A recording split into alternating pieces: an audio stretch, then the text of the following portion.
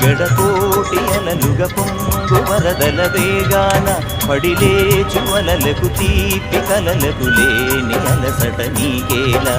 నల్ల నల్ల నెలలోన ఎల్లకిల్ల పడ్డట్టున్న అల్లో మల్లో ఆకాశాన చుక్కల్లు అమ్మాయంటి జాబిల్లమ్మ అబ్బాయంటి సూర్యుడమ్మ ఇంటిది బలబలంట దిక్కులు ఎవరికి వారే యమునకు నీరే రేవు నీరు నావదంట నావతోడు రేవుదంట పంచుకుంటే గోరు వంక వాలగానే గోపురానికి స్వరాల గణగణ గంటలే మోగలేలా